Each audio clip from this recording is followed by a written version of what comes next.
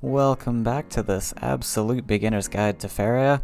I'm Moonfassa, and if you haven't checked out my first video, this is actually part 2 of a series, so I'll link that up in the top right corner of this video. Today I'm going to be discussing the cards of Faeria, all deck building related things, and some personalization you can add to your game. As always, timestamps can be found down in the description if you want to jump ahead to any particular section. So after you've completed the 6 tutorial missions, you'll gain access to the main UI of the game, and this is what you're going to see when you first log on to Faeria from now on. We'll be taking a look at each of these items, but we're going to start with the first option over here that takes us to our card collection and the deck building screen. So this is all the cards that you currently have in your collection, and you can use these arrow buttons to flip through the pages, or you can simply just use the scroll wheel on your mouse. You won't have access to every card in the game when you first start. You'll earn more cards as you play the game. You can right-click on a card to make it bigger, and you'll also notice that the card text expands as well. So if there's any keywords, such as this last words that's in bold font, you'll be able to see exactly what that keyword does on the side over here. The rarity of a card is also something you're going to need to know as you're building up your collection. There's a few things that are affected by a card's rarity that I'll be talking about throughout this video. So you can determine the rarity by the color of this diamond on the bottom of the card here. Common rarity is shown as gray. The next level up is rare, shown as blue, and then epics as purple. We also have legendaries, which have a different sort of card border altogether and a yellow diamond up at the top. The pages are separated by color up here. So as I mentioned last time, we've got our neutral cards, but then there are also these 4 special land types, which are actually represented by the 4 classical elements, so earth, water, fire, and air. And then the neutrals are just supposed to represent humans. This button here lets you toggle on and off mythics. Mythics are purely cosmetic and don't affect gameplay at all, so you can see I have 2 different versions of the same card here. One just has these special sort of designs on it, and so that's a mythic card, much like foil cards in tabletop games. So this button can help to filter your cards if you don't want to see so many things on the screen. This next option brings you to your lore pages, which is a really cool feature to this game. Apart from earning cards through playing the game, you can also earn lore pages, and they give fun little flavor text to the cards and a little bit of story to the game as well. They're also just a nice little extra thing to build a collection towards once you've collected all the cards in the game. And again, you can sort these by color, although unlike the collection page, you can scroll past the colors here. So I can scroll between the different colors. So I'm going to go back to the collection page here. You can also find these lore pages by right-clicking on a card in this screen to enlarge it, and then you can view that lore page with this button here. And so the next option here is crafting. So clicking on this brings you into the crafting screen where you can craft new cards for yourself. Crafting's not actually available until you hit level 4, but as soon as you do, you're going to want to check this out, because your crafting charges are going to max out at 6. You can spend any number of those 6 charges to craft 1 card per charge. And the moment you drop below 6, you'll see a countdown timer pop up here. After 6 hours of real time, you'll replenish 1 crafting charge. So you don't have to be logged on, this timer will always count down regardless, and you can come back in 6 hours to spend another charge. You won't be able to choose any card you like at the start though. There are limitations with the rarity of a card. So when crafting unlocks, for you at level 4, you'll only be able to craft cards with common rarity, the ones with gray diamonds at the bottom.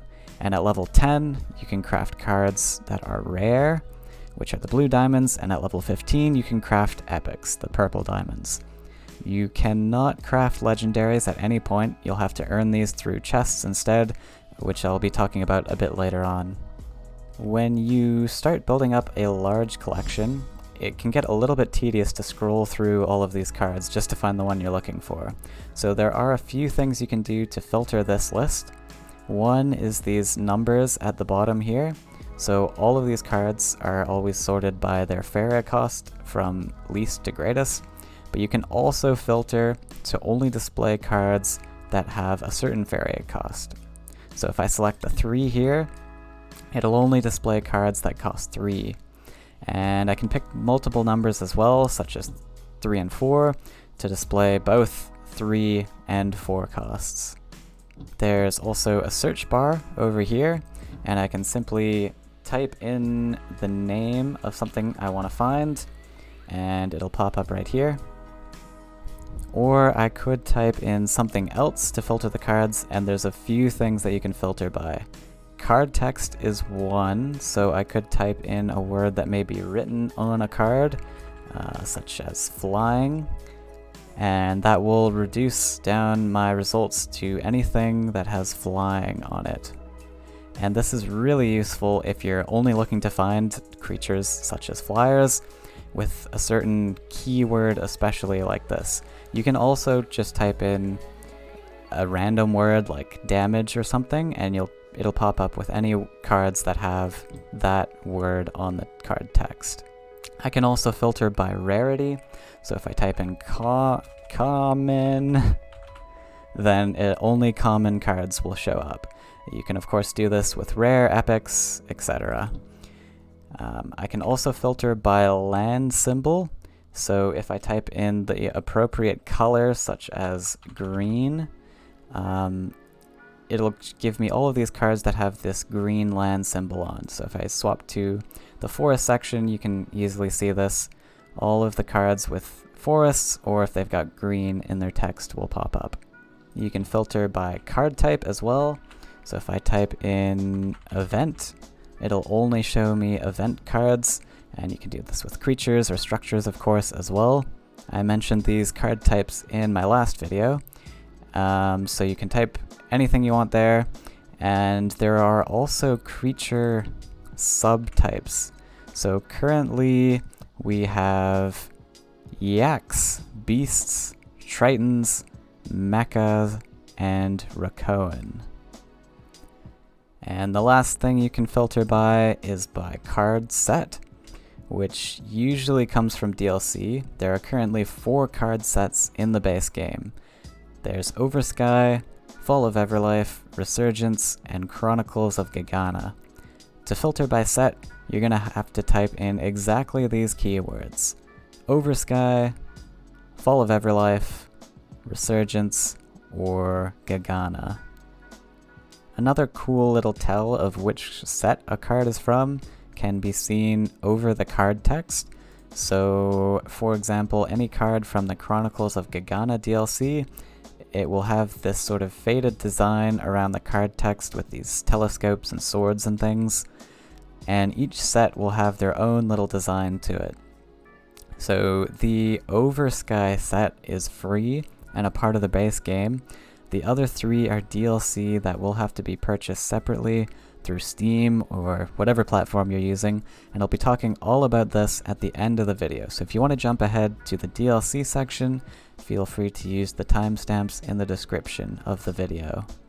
So now we're going to talk about deck building. I'm going to click on New Deck over here, and you'll get presented with all of these pre-built formulas here, which you'll unlock as you increase your player level. These decks are okay, I guess, if you just want to get into the game and skip through the deck building section, but most of the time you're going to click on build a custom deck over here. So I can rename my deck up here. Let's call it tutorial, and then if I want to add a card to this list, I just left click on it over here and it adds the card over here. If I want to subtract it, I can left click again within the deck list to subtract it, and it'll go away. You can add up to 3 copies of the same card, unless it's a legendary card. So remember, legendaries can be shown with that yellow diamond. Can only add 1 copy of these, and the maximum deck size is 30, but you can actually put up to 50 cards in the deck list to give you some extra leeway while you're brainstorming. You can't actually play a game with a deck that's over 30 cards, so you will have to trim it down, but I really love that they have this feature. I often just dump a bunch of cards into a list, see how it looks, and then trim it down to the 30 cards that I want. This number up here represents the average Faeria cost of the deck, so obviously it's just 1 right now, but if I add something a little bit more expensive, then you'll see that that number increases. And if I right click on a card in the deck list, you'll see that another option has popped up here, right above the lore page. So this is promote as deck cover. So if I click this, this will make the Farm Boy the cover of my deck. So if I save the deck list here, and I scroll down to my list, you'll see that Farm Boy is now the cover of that deck list. And this is really useful to give you some visual aid in locating your deck if you have a whole bunch of them like I do. This option here also gives you extra deck slots, so there is a limit to how many decks you can build, but you can buy more of them using shards, and I'll be talking about shards a little bit later. So when building a custom deck, there's a lot of things to consider. I'm just going to go over the basics here, but I have made a more in-depth deck building guide if you want to check that out. I'll post the link again in the top right corner of this video. You can also check out the Faeria hub, where members of the community regularly post their own deck list there you can use as a reference. I'm Brainiac over there instead of Moonfassa. Unfortunately, if you are new, you won't be able to upload your own deck list there. The account system's a little bit broken right now, but hopefully that gets fixed in the future. So there are 3 card types to look at, as we briefly saw last time. There's creatures, events, and structures. Creatures are of course the most important. They will be what you use to fight for board control and finish the game by hitting your opponent in the face. Events are very useful to have also. The surprise factor of giving a creature extra stats, giving it extra movement, or simply killing a creature with an event has a ton of value in a game like this. Structures are also a really interesting mechanic in this game. They're stationary objects, and they can be placed on any friendly land, so they don't have color restrictions like creatures do. And they're similar to events, but they will stay on the board for as long as their life is above 0. And it's really easy to distinguish all of these, since structures will only have a life stat, whereas creatures have attack and life, and then of course, obviously, events have no stats. There are 2 very important things to consider when making a deck. The first is how many starting creatures you have. As I mentioned last time, whoever can collect the most amount of Faeria takes a huge advantage in the game. So you want to start harvesting from the Faeria wells as soon as you can, and that means that we're going to want to put quite a few creatures in our list that are cheap, so that we can get them out early and start collecting Faeria.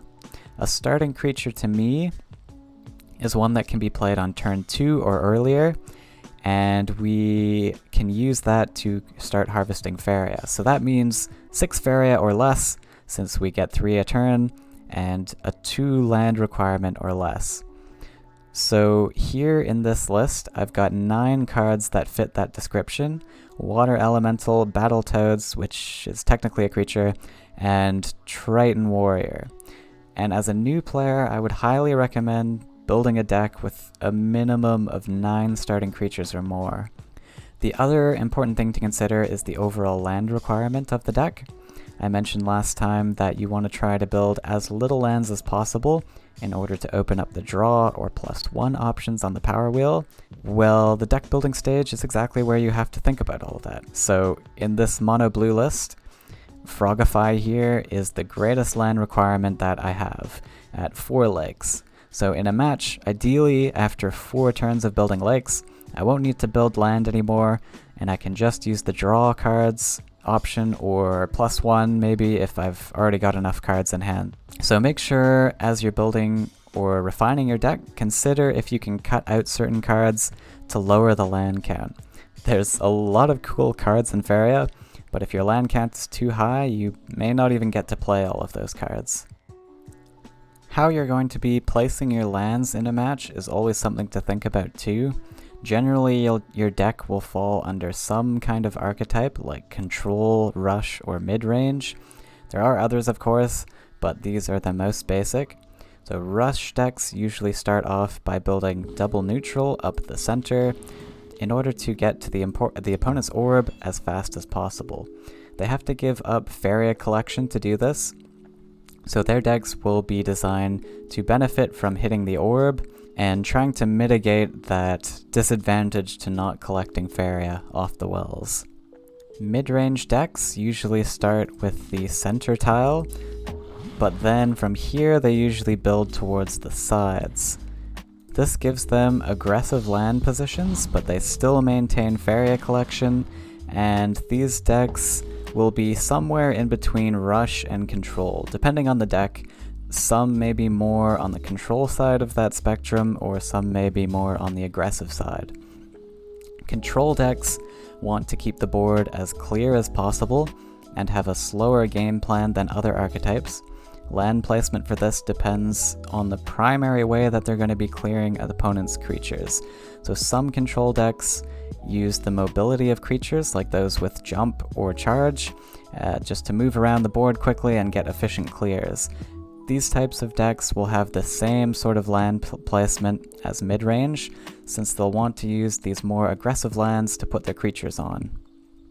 Some other type of control decks use events to primarily control the board, and these ones will usually want to build their lands off to the sides, since they don't have as many creatures in their deck list, so they'll want to protect them as much as they can. This is also true for slower and greedier decks. They want to build to the sides as well, since they usually want to turtle until the late game before actually engaging with their opponent. There's tons of decks that can be built in this game, and if you're overwhelmed by it all, I have a series of deck guide videos where I focus on one deck list in particular that I've made and talk about how it's played. The first 5 videos are DLC free, so if you haven't purchased any of the DLC, then definitely check those out. Alright, so now I want to look at how to earn cards, and we're back on the main page here. One way to earn cards is by leveling up, so your player level is shown right over here. When you play games, you gain experience, and when you level up, you'll gain battle chests. Battle chests are a lot like booster packs if you're coming from other card games. They contain 4 cards per chest. One other way you can earn these is through daily quests, so you can click this button up here. Completing a daily quest will give you 2 battle chests. Unless you already have a complete collection like I do, you'll just get 600 shards in that case.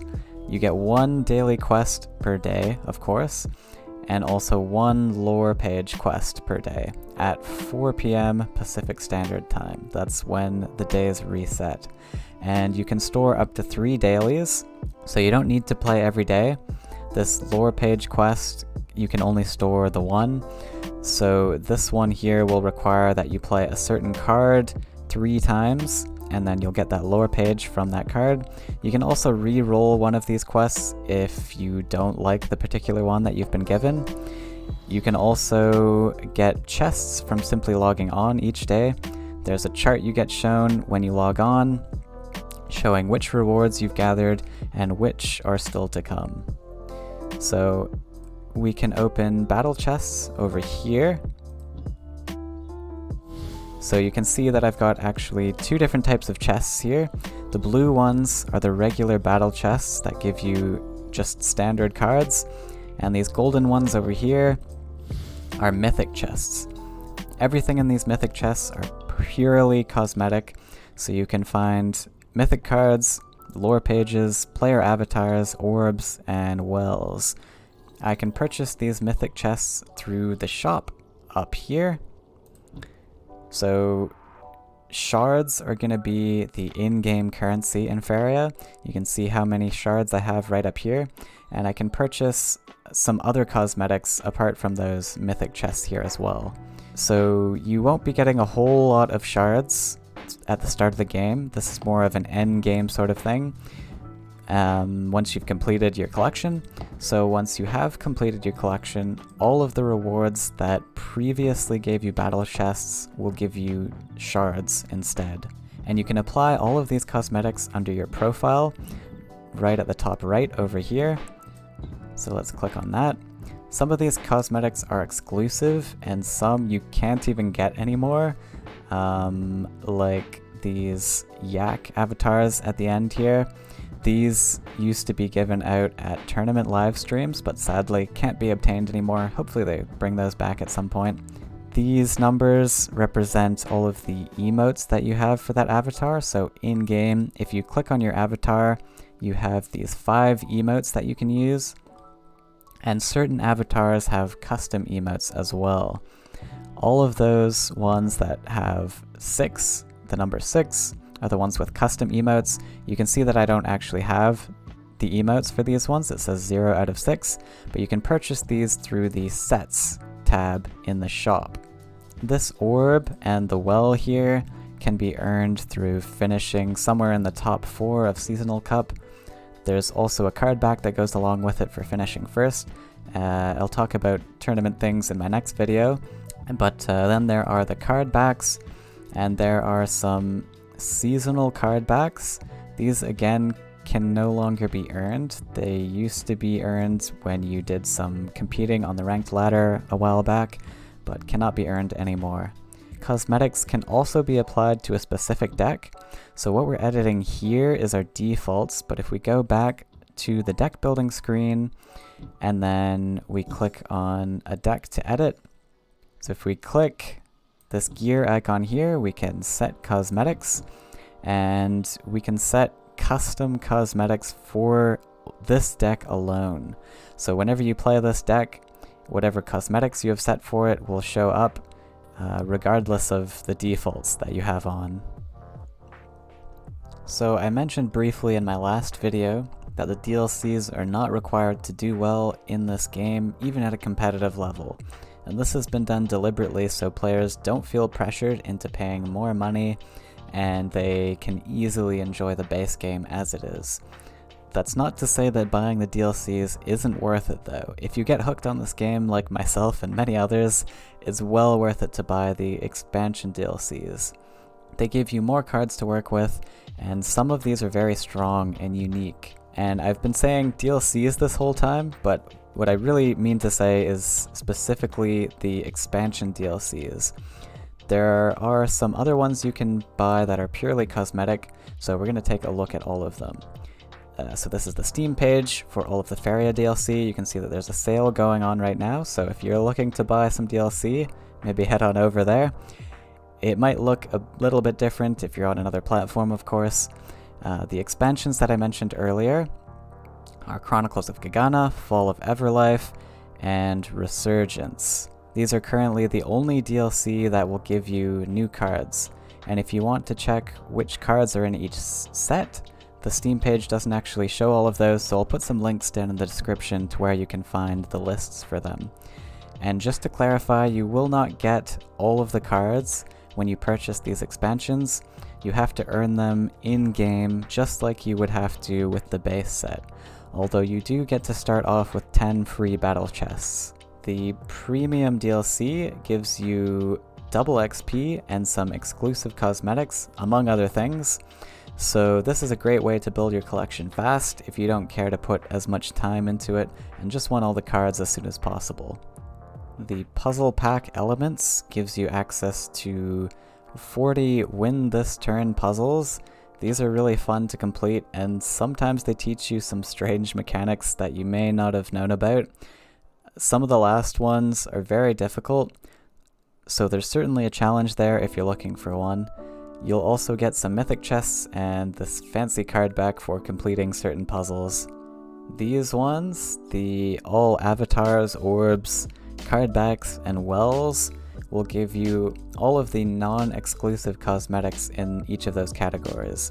So you can't get anything that normally is earned through tournaments or seasonal card backs. You can't get those anymore, as I mentioned, and if they're exclusive to another DLC like the Elements card back, you can't get those ones either. And this one at the bottom is just a cosmetic DLC bundle that includes all of those.